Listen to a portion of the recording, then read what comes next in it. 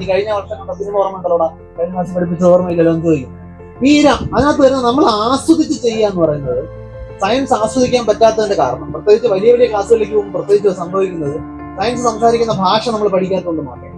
അത് ചുറ്റുപാടുകൾ അസസ് ചെയ്തിട്ട് ഗുണമുള്ളതാണോ ദോഷമുള്ളതാണോ തീരുമാനിക്കാനാണ് ഈ മെമ്മറിക്ക് അങ്ങനെ ഒരു റോളുണ്ട്. നമ്മൾ ഇന്ന് കാണുന്ന കോംപ്ലക്സ് സൊസൈറ്റിയിൽ നമ്മൾ ഉപയോഗിക്കുന്നതിനപ്പുറം വളരെ ഫണ്ടമെന്റൽ ആയിട്ടുള്ള റോളാണ്.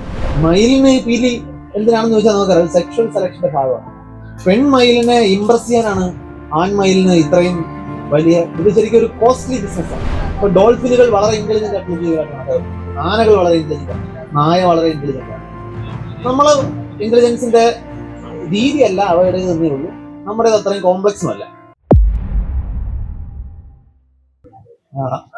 ഈ ഭാവനയെ സയൻസിലൂടെ നോക്കി കാണുന്ന ഒരാളല്ല ഞാൻ. എന്റെ പേഴ്സണലി ഈ കാര്യത്തിൽ ഞാൻ എടുക്കുന്ന ഒരു ആറ്റിറ്റ്യൂഡ് എന്ന് പറയുന്നത്, അല്ലെങ്കിൽ ഇതിന് സമാനമായിട്ടുള്ള കാര്യങ്ങളെല്ലാം അതിനെല്ലാം മനസ്സിലാക്കുന്നതിന് ഞാൻ ഉപയോഗിക്കുന്ന ഒരു ഫണ്ടമെന്റൽ ഫ്രെയിംവർക്ക് എന്ന് പറയുന്നത്, നമ്മള് മനുഷ്യർ എന്ന് പറയുന്നത് ഭൂമിയിലെ മറ്റനേകം ജീവിവർഗങ്ങളെ പോലെ ഒരു ജീവിവർഗമാണ്.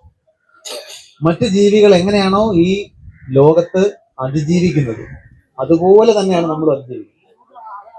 ഓരോ ജീവിയും അവരവരുടേതായ ചില സ്പെഷ്യലൈസ്ഡ് ടൂളുകൾ ഉപയോഗിക്കുന്നുണ്ട്. ഇത് പുറം ലോകത്തെ മനസ്സിലാക്കാനും അപകടങ്ങൾ തിരിച്ചറിഞ്ഞ് ഒഴിഞ്ഞു മാറാനും ഗുണമുള്ള കാര്യങ്ങളെ തിരിച്ചറിഞ്ഞ് അതിന്റെ നേരെ അതിനെ സ്വന്തമാക്കാൻ ശ്രമിക്കുന്നു. ഇതെല്ലാ ജീവികൾക്കും അവരുടേതായ ഒരു മെക്കാനിസമാണ്.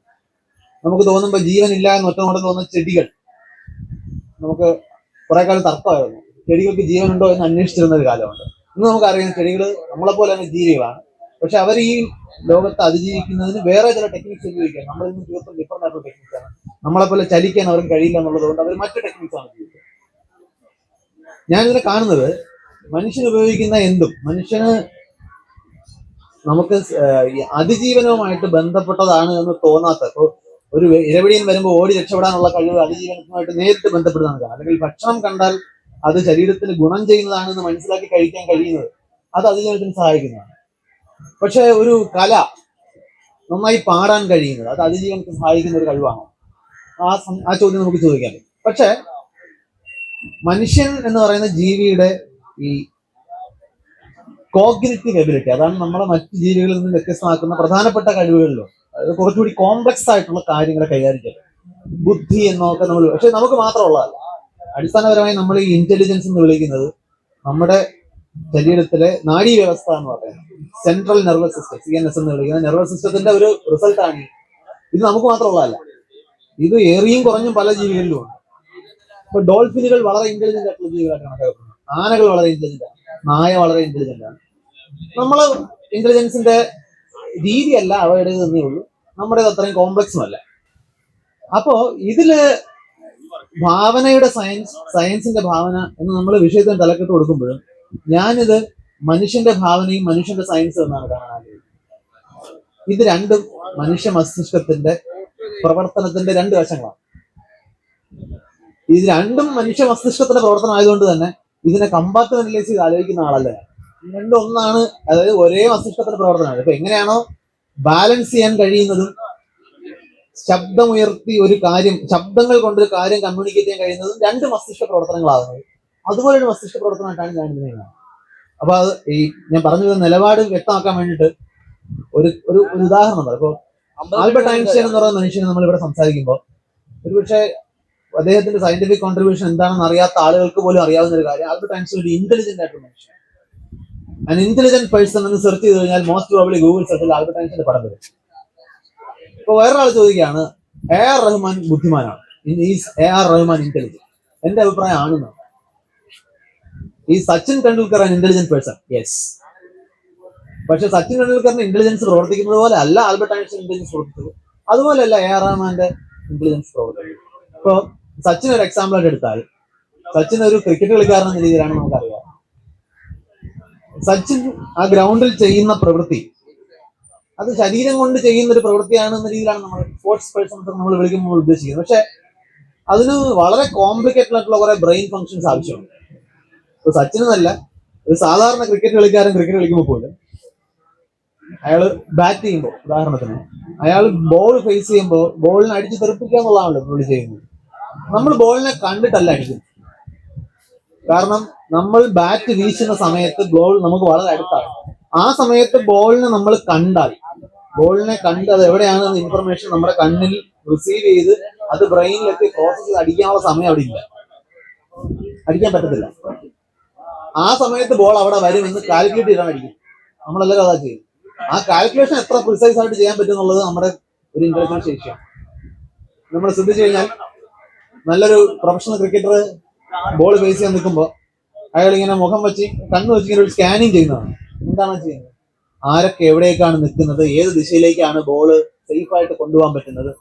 ഇത് നമ്മൾ മനസ്സിലാലോചിച്ചാൽ കിട്ടില്ല. ഇത് എക്സിക്യൂട്ട് ചെയ്യണമെന്നുണ്ടെങ്കിൽ നമുക്ക് ബ്രെയിനും നമ്മുടെ മോട്ടോർ ന്യൂറോൺസും ഒക്കെ കൃത്യമായി കോർഡിനേറ്റ് ചെയ്യാനുള്ള ഒരു കേപ്പബിലിറ്റി ഉണ്ടാകണം. അതിൽ നല്ലൊരു പങ്ക് ഇന്റലക്ച്വൽ കേപ്പബിലിറ്റി. നല്ലൊരു പെയിന്റർ, നമ്മുടെ കയ്യിൽ പെയിന്റും ബ്രഷും കിട്ടിയാൽ നമുക്കും അത് വെച്ച് എവിടെയെങ്കിലും പിടിപ്പിക്കാൻ പറ്റും. പക്ഷെ ഈ ബ്രഷ് വെച്ച് ഈ പെയിന്റ് എവിടെ വീഴണം എവിടെ വീഴരുതെന്ന് തീരുമാനിക്കാൻ പറ്റും. അതിനൊരു മോട്ടോർ സ്കില്ലും അതിനോടൊപ്പം അതിനെ നിയന്ത്രിക്കാൻ പറ്റുന്ന ബ്രെയിൻ ഫംഗ്ഷൻസ് കൃത്യമായിട്ട് പറയും. നേരത്തെ പറഞ്ഞതുപോലെ ഇത് ഇൻബോൺ ആയിട്ട് അങ്ങനെ തികഞ്ഞു കിട്ടുന്ന ഒരു കഴിവല്ല. നമ്മള് യേശുദാസ് സ്റ്റേജിൽ നിന്ന് അത്ഭുതകരമായ രീതിയിൽ ഒരു പാട്ട് പാടുമ്പോൾ അദ്ദേഹം സ്റ്റേജിൽ കയറുന്നതിന് മുമ്പ് ഈ പാട്ട് എത്ര തവണ പാടിയെന്ന് ആരും അന്വേഷിക്കാറില്ല, അധികം ആരും അന്വേഷിക്കില്ല. ആ പ്രാക്ടീസിനെ നമ്മൾ വല്ലാതെ വില കുറച്ച് കാണാറ്. എന്റെ ഒരു അഭിപ്രായത്തിൽ ഞാൻ പലപ്പോഴും ആൾക്കാരുടെ അടുത്ത് ഈ അനുഗ്രഹീത ഗായകൻ അല്ലെങ്കിൽ അനുഗ്രഹീതൻ എന്ന് പറയുമ്പോൾ എനിക്ക് അതിനകത്ത് ചെറിയ വിഷമം തോന്നാറുണ്ട്. നിങ്ങൾ ആക്ച്വലി ആ മനുഷ്യൻ അതിൽ ഇട്ട എഫർട്ടിനെ വില കുറച്ച് കാണുകയാണ് ചെയ്യുന്നത്. ആ എഫർട്ടാണ് അത് അങ്ങനെ ആക്കുന്നത്. ബാക്കിയൊക്കെ അതിന്റെ റിസൾട്ടും കൂടിയാണ്. അപ്പൊ ഈ പറഞ്ഞതുപോലെ ഇതൊരു എല്ലാവർക്കും ഒരു പ്രതീക്ഷ നൽകുന്ന ഒരു കണ്ടെത്തൽ കൂടിയാകുന്നത് അതുകൊണ്ടാണ്. അതായത് ഇതിങ്ങനെ നിങ്ങൾക്ക് ജന്മന കിട്ടാത്തത് കൊണ്ട് നിങ്ങളൊന്നും ആകാതെ പോകുന്നു എന്ന് പറഞ്ഞൊരു കാര്യമില്ല. നമുക്ക് തീർച്ചയായിട്ടും അതിനകത്ത് നമുക്ക് ജനിതകമായിട്ടുള്ള ശേഷികൾക്ക് റോളുണ്ട്. പക്ഷെ നല്ലൊരു പങ്ക് ഇപ്പൊ നമ്മുടെ നാട്ടിലെ ഒരു സാധാരണ ഒരു റെസിഡൻസ് അസോസിയേഷന്റെ പരിപാടിക്ക് നന്നായിട്ട് പാടി ചുറ്റുമുള്ള ആളുകളെ ഇംപ്രസ് ചെയ്യുന്ന പാട്ടുകാരനും യേശുദാസ് എന്ന പാട്ടുകാരനും അല്ലെങ്കിൽ ഹരിഹരൻ എന്ന് പറയുന്ന പാട്ടുകാരനും നമ്മളുടെ വ്യത്യാസം എന്ന് പറയുന്നത് അതിൽ ജനിതകത്തെക്കാൾ കൂടുതൽ അവർ ആ ജോലിയിൽ ട്രെയിനിങ്ങിന് ഉപയോഗിക്കുന്ന. അപ്പൊ നമ്മളെങ്ങനെ ഈ പൊതുവിൽ സയൻസിന് ഒരു ഡ്രൈ ഇമേജ് ആണ് വരുന്നത്. അപ്പം പിന്നെ ആൽബർട്ട് ഐൻസ്റ്റൈൻ ഉദാഹരണം നമുക്ക് എടുത്തുകൊണ്ട് നമുക്ക് അതിനെ വെച്ച് തന്നെ ഞാൻ പറയാൻ ശ്രമിക്കാം. അതായത് ഒരു ക്ലാസ്സിൽ ഫിസിക്സ് പഠിപ്പിക്കുമ്പോൾ അത് വളരെ വിരസമായി ക്ലാസ് റൂമിൽ പ്രത്യേകിച്ച് ആസ്വാദിക്കാൻ പറ്റുന്നതൊന്നുമല്ല എന്ന രീതിയിലാണ് അവതരിപ്പിക്കാറ്. എന്നാൽ ഒരു പാട്ടിനെയോ ഒരു നല്ല ചിത്രത്തെയോ നമ്മൾ കാണുന്നത് അതൊരു വിരസമായ കാര്യമായിട്ടല്ല, അതൊരു ക്രിയേറ്റീവ് വർക്കായിട്ടും ആസ്വാദനം തരുന്ന ഒന്നുമല്ല. നമുക്കത് എൻജോയ് ചെയ്യാൻ പറ്റും. അപ്പൊ അതുകൊണ്ട് നമ്മൾ സിനിമ കാണുമ്പോൾ നമുക്ക് വിരസത വരുന്നത് അല്ലെങ്കിൽ നമ്മൾ സിനിമ ഓർത്തിരിക്കുന്നത് പോലെ നമുക്ക് ക്ലാസ്സിൽ പഠിപ്പിച്ച കാര്യങ്ങൾ എപ്പോഴും ടീച്ചേഴ്സിന്റെ ഒരു വീക്ക്നെസ് ആണല്ലോ. നീ കഴിഞ്ഞ വർഷം കണ്ട സിനിമ ഓർമ്മ ഉണ്ടല്ലോടാ, കഴിഞ്ഞ ക്ലാസ്സിൽ പഠിപ്പിച്ച ഓർമ്മയില്ലല്ലോ എന്ന് ചോദിക്കും. അതിനകത്ത് വരുന്നത് നമ്മൾ ആസ്വദിച്ച് ചെയ്യുക എന്ന് പറയുന്നത് സയൻസ് ആസ്വദിക്കാൻ പറ്റാത്തതിന്റെ കാരണം. പ്രത്യേകിച്ച് വലിയ വലിയ ക്ലാസ്സുകളിലേക്ക് പോകുമ്പോൾ പ്രത്യേകിച്ച് സംഭവിക്കുന്നത് സയൻസ് സംസാരിക്കുന്ന ഭാഷ നമ്മൾ പഠിക്കാത്തതുകൊണ്ട് മാത്രം. അതിനകത്ത് ഉപയോഗിക്കുന്ന വാക്കുകളുടെ അർത്ഥം, അത് ഉപയോഗിക്കുന്ന അമൂർത്തമായിട്ടുള്ള അബ്സ്ട്രാക്ട് ആയിട്ടുള്ള ആശയങ്ങളുടെ അർത്ഥം, ഇതൊന്നും നമ്മൾ അടിസ്ഥാനപരമായി പഠിക്കാതെ നമ്മളത് മെമ്മറൈസ് ചെയ്ത് മാത്രം ശീലിച്ചതുകൊണ്ട് നമുക്ക് പിന്നീട് അങ്ങോട്ട് നമുക്ക് ഇതെന്താ സംഗതി പിടികിട്ടുന്നില്ല. ഇത് നമ്മൾ അങ്ങനെ നമുക്കത് സംസാരിക്കാം. നമ്മളിപ്പോ ഒരു നഴ്സറി പാട്ട്, ജർമ്മൻ ലാംഗ്വേജിലുള്ള നഴ്സറി പാട്ട് കേട്ട് കഴിഞ്ഞാൽ നമുക്ക് മനസ്സിലാവും. എനിക്ക് മനസ്സിലാവില്ല. നഴ്സറി പാട്ടെന്ന് പറഞ്ഞാൽ അതിസങ്കീർണമായ അമൂർത്ത ആശയങ്ങളൊന്നും ആയിരിക്കില്ല. വല്ല പാല് തരുന്ന പശുവിനെ കുറിച്ചായിരിക്കും ജർമ്മനിയിലും. പക്ഷെ ഒരു കുഴപ്പമുണ്ട്, ജർമ്മൻ ലാംഗ്വേജ് അറിയില്ലെങ്കിൽ അത് നമുക്ക് മനസ്സിലായില്ല.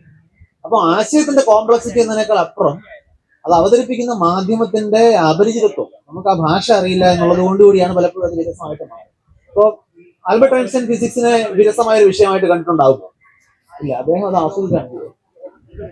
ഒരു ആർട്ട് ഗാലറിയിൽ ചെന്നാൽ ഈ ഒരു ആർട്ട് വർക്കിന്റെ ഫ്രണ്ടിൽ ചില ആളുകൾ ഇങ്ങനെ മണിക്കൂറുകളോളം നിന്നേക്കും. നമ്മുടെ ആ പ്രാഞ്ചിയേട്ടൻ എന്റെ സൈൻ എന്ന് പറഞ്ഞ സിനിമയ്ക്കകത്ത് മമ്മൂട്ടി പറഞ്ഞിട്ടുണ്ടായിരുന്നു, ഇതിനൊക്കെ ഭയങ്കര അർത്ഥാത്രേ ഈ പെയിന്റിങ്, പുള്ളിക്കൊന്നും മനസ്സിലാകുന്നില്ല. പക്ഷെ ഒരാള് നമുക്ക് മനസ്സിലാകാത്തതാണെന്ന് വെച്ചോളൂ. അപ്പൊ നമ്മൾ നോക്കുമ്പോൾ ഒരാള് ഒരു പെയിന്റിങ്ങിന് മുമ്പിൽ ഇങ്ങനെ നോക്കി നിൽക്കുകയാണ്. അയാൾ ആരും പൈസ കൊടുത്ത് അവിടെ നിർത്തിക്കുന്നതല്ല, അല്ലെങ്കിൽ അയാളെ ഫോഴ്സ് ചെയ്തോ ഭീഷണിപ്പെടുത്തി അതിന്റെ മുമ്പിൽ നിൽക്കുന്നതല്ല. അത്രയും നേരം ഒരു മനുഷ്യൻ അവിടെ നിൽക്കണമെങ്കിൽ അയാൾ അതിനകത്ത് എന്തെങ്കിലും ആസ്വദിക്കുന്നുണ്ടാവും. എന്താണ് ആസ്വദിക്കുന്നത്? അത് നിങ്ങൾക്ക് മനസ്സിലാവുന്നില്ല എന്നേ ഉള്ളൂ. കാരണം you are not properly trained, you are not properly exposed. അതുകൊണ്ട് നമുക്ക് മനസ്സിലാകുന്നില്ല. അപ്പൊ ഞാൻ ഈ സയൻസിനെ അങ്ങനെ ഒരു വിരസമായിട്ടുള്ള വിഷയമായിട്ട് പലപ്പോഴും അങ്ങനെ തെറ്റിദ്ധരിക്കുന്നതിന്റെ കാരണം അതാണ്. നമ്മൾ അടിസ്ഥാനപരമായിട്ട് അതിനെ മനസ്സിലാക്കിയിട്ടില്ല. അപ്പൊ അതിനകത്തൊരു ആസ്വാദ്യത കണ്ടെത്താൻ കഴിയുന്നില്ല. ഇനി സയൻസിന്റെ രീതി എല്ലാവർക്കും ആസ്വാദ്യകരമായിട്ടുള്ള, അല്ലെങ്കിൽ അതിനകത്ത് നമുക്ക് ഒരാൾക്ക് സ്പോർട്സ് ഇഷ്ടമായിരിക്കും, വേറൊരാൾക്ക് ലിറ്ററേച്ചർ ഇഷ്ടമായിരിക്കും. ആ വ്യത്യാസങ്ങൾ തന്നെയുണ്ട്. പക്ഷെ പലപ്പോഴും സയൻസിന്റെ കാര്യത്തിൽ ഈ ചീത്തപ്പേര് കൂടുതൽ കിട്ടുന്നത് ഈ പരിചയം. നമ്മൾ സ്കൂളിൽ പഠിപ്പിക്കുന്നതായാലും കോളേജിൽ പഠിപ്പിക്കുന്നതായാലും നമ്മൾ ഈ ഒരു ആസ്വദിക്കാവുന്ന ഒരു സംഗതിയായിട്ട് പ്രസന്റ് ചെയ്യുന്നതിൽ നമ്മൾ പരാജയപ്പെടും. നമ്മുടെ സിസ്റ്റത്തിന്റെയോ പഠിപ്പിക്കുന്ന ആളുകളുടെയോ ഒക്കെ പ്രശ്നങ്ങൾ ഉണ്ടാകാം. ഇതുകൊണ്ടാണ് ഈ സംഭവിക്കുന്നത്. എന്റെ അഭിപ്രായത്തിൽ ഇതിനെ ഞാൻ രണ്ടിനെ ഒന്നായിട്ട് കാണും. മസ്തിഷ്കം എന്ന് പറയുന്ന സംഗതി ശരിക്കും ഒറ്റ ജോലിയെ ചെയ്യുന്നു. വളരെ ലളിതമായിട്ട് പറയുന്നത് മസ്തിഷ്കം ഒറ്റ ജോലിയാണ് ചെയ്യുന്നത്. അത് ചുറ്റുപാടുകൾ അസസ് ചെയ്തിട്ട് ഗുണമുള്ളതാണോ ദോഷമുള്ളതാണോ തീരുമാനിക്കാനാണ് മസ്തിഷ്കത്തിൽ. മസ്തിഷ്കത്തിന്റെ എല്ലാ ഫങ്ഷൻസും ഇങ്ങനെ ഏതെങ്കിലും രീതി നമുക്ക് ഗുണപ്പെട്ടു. ഇപ്പൊ ക്രിയേറ്റിവിറ്റി എന്ന് പറയുന്നതോ അല്ലെങ്കിൽ ഓർമ്മ എന്ന് പറയുന്നത്, ഭാഷ എന്ന് പറയുന്നത് എന്തുകൊണ്ടാണ് നമുക്ക് ഒരു പ്രധാനപ്പെട്ട സ്കില്ലായിട്ട് മാറിയെന്ന് വെച്ചാൽ നമ്മൾ അതിജീവനത്തിന് ഒരുപാട് സഹായിക്കും. ഇപ്പൊ ഓർമ്മയുടെ റോൾ എന്താണ്? നമ്മൾ ധരിക്കുന്ന പോലെ പഠിച്ച കാര്യങ്ങൾ ഓർത്തു വെക്കാൻ വേണ്ടി അല്ലെങ്കിൽ രണ്ടുപേരുടെ പേര് ഓർത്തു വെക്കൽ എന്നതിനപ്പുറം, ഞാനൊരു ഈ സിവിലൈസ്ഡ് ആയിട്ടുള്ള മനുഷ്യരൊക്കെ ഉണ്ടാകുന്നതിന് മുമ്പ് ഹണ്ടർ ഗ്യാദറേഴ്സ് ആയിട്ട് കാട്ടിൽ മറ്റു ജീവികളോട് മല്ലിട്ട് ജീവിച്ചിരുന്ന ജീവികൾക്ക് എന്ന ആ അവസ്ഥയിലുണ്ടായിരുന്ന മനുഷ്യനെ സംബന്ധിച്ചിടത്തോളം ഒരു പഴം കഴിച്ചാൽ അന്ന് ഇതാണല്ലോ പ്രധാനപ്പെട്ട ഹണ്ടർ ഗ്യാദർ എന്ന് പറഞ്ഞാൽ കിട്ടുന്നതൊക്കെ കഴിക്കുക എന്നുള്ളതാണ്. ഈ പഴം വിഷപ്പഴമാണോ എന്ന് വേറെ കൂടെ നിൽക്കുന്ന ഒരാളത് കഴിച്ചു, അയാൾക്ക് വലിയ അസ്വസ്ഥത ഉണ്ടായി. ഇത് അയാളും ചുറ്റും നിൽക്കുന്ന ആളും ഓർത്തിരിക്കണം, ഇല്ലെങ്കിൽ നാളെ ഇത് കഴിക്കും. ഇത് വളരെ പ്രധാനപ്പെട്ട ഒരു സ്കില്ലാണ്. ഈ മെമ്മറിക്ക് അങ്ങനെ ഒരു റോളുണ്ട്. നമ്മൾ ഇന്ന് കാണുന്ന കോംപ്ലക്സ് സൊസൈറ്റിയിൽ നമ്മൾ ഉപയോഗിക്കുന്നതിനപ്പുറം വളരെ ഫണ്ടമെന്റൽ ആയിട്ടുള്ള റോളാണ് അതിന്. ക്രിയേറ്റിവിറ്റിക്ക് ഇതാണ് റോള്. നമ്മളിന്ന് മനസ്സിലാക്കുന്നത് ആർട്ട് എന്ന് പറയുന്നത് ഒരു പുസ്തകം തന്നെ, ആർട്ട് ഇൻസ്റ്റിങ്. ആർട്ട് നമ്മൾ പഠിച്ചെടുക്കുന്നതല്ല, നമ്മുടെ ജന്മന ഉള്ളതാണ്. അപ്പം ഒരു മയിൽപ്പീലി കാണുമ്പോൾ നമുക്ക് എന്തുകൊണ്ടാണ് സന്തോഷം തോന്നുന്നത്? മയിൽപ്പീലി ഭംഗിയുള്ളതാണെന്ന് നമുക്ക് തോന്നുന്നു. മയിലിന് പീലി എന്തിനാണെന്ന് ചോദിച്ചാൽ നമുക്കറിയാം, സെക്ഷൽ സെലക്ഷന്റെ ഭാഗമാണ്.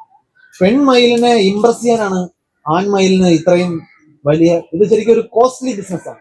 കാരണം ഇത്രയും വലിയ പീലികളുമായിട്ട് മയിലിന് പറന്ന് രക്ഷപ്പെടാൻ പാടാണ്. ഒരു ഇര പിടിക്കാൻ ഒരു പ്രഡേറ്റർ വന്നു കഴിഞ്ഞാൽ അവിടെ നിന്ന് രക്ഷപ്പെടാൻ പാടില്ല. ഇത് മാനേജ് ചെയ്യാൻ ഭയങ്കര പാടാണ്. എന്നിട്ടും മയിൽ ഇതിങ്ങനെ പ്രദർശിപ്പിച്ചുകൊണ്ട് നടക്കുന്നത് it shows that I am genetically fit. അപ്പൊ ഒരു പെൺമയിലിന് അത് ഒരു ഇൻഡിക്കേറ്ററാണ്. പെൺമയിലിന് ഇൻഡിക്കേറ്റർ ആണെന്ന് നമുക്ക് മനസ്സിലാക്കാം. നമുക്ക് എന്തിനാണ് ഇത് ഭംഗിയുള്ളതായിട്ട് തോന്നുന്നത്? നമുക്ക് മയിലുമായിട്ട് വി ആർ നോ ബിസിനസ്. പക്ഷെ ഈ ഒരു യൂണിവേഴ്സാലിറ്റി, നമ്മൾ പാറ്റേൺ കാണുന്നതിലും റെഗുലാരിറ്റി കാണുന്നതിലൊക്കെ നമുക്കൊരു താല്പര്യമുണ്ട്. അപ്പൊ നമ്മൾ ചുറ്റുപാട് നമ്മൾ ഇല്ലാത്തതിൽ പോലും പാറ്റേൺ കണ്ടെത്തും. അപ്പൊ നമ്മൾ ആകാശത്ത് മേഘങ്ങൾ നോക്കുമ്പോൾ ആനയാണെന്നോ കുതിരയാണെന്നോ ചിലപ്പോൾ നമുക്ക് തോന്നും. നമുക്കറിയാം മേഘത്തിൽ ആന ഉണ്ടാകാൻ സാധ്യതയില്ല, പക്ഷെ നമ്മൾ മേഘത്തെ ആനയെ കാണുന്നു. ചന്ദ്രനിൽ നമ്മൾ മുയലിന്റെ രൂപം കാണുന്നു. ചിലപ്പോൾ ബ്രെഡ് ടോസ്റ്റ് ചെയ്തെടുക്കുമ്പോൾ അതിനകത്ത് നമുക്ക് ഇഷ്ടമുള്ള ഒരു ദൈവത്തിന്റെ പടം തെളിഞ്ഞു വരും.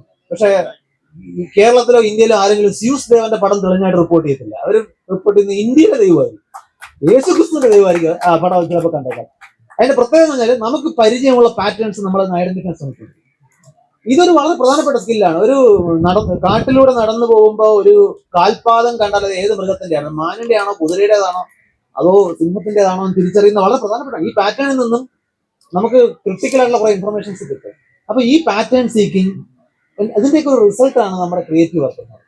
സയൻസിന് ഈ ക്രിയേറ്റിവിറ്റി ഉണ്ട്. അപ്പൊ എങ്ങനെയാണ് സയൻസ് ഒരു കാര്യം മനസ്സിലാക്കുന്നതെന്ന് ചോദിച്ചു കഴിഞ്ഞാൽ കുറെ മെത്തേഡ്സ് ഉണ്ട്. സയന്റിഫിക് മെത്തേഡ് എന്നൊക്കെ പറഞ്ഞാൽ നമ്മുടെ പിള്ളേർ അത് പഠിച്ച് പഠിച്ച് പരീക്ഷയ്ക്ക് എഴുതി മാർക്ക് വാങ്ങും. പക്ഷെ ആ മെത്തേഡ് ഒരു കുക്ക് ബുക്ക് റെസിപ്പി പോലെ പഠിച്ചു വെച്ച് കഴിഞ്ഞാൽ പിന്നെ എല്ലാവരും ആൽബർട്ട് ഐൻസ്റ്റൈൻ ആകുമായിരുന്നു? ആവില്ല.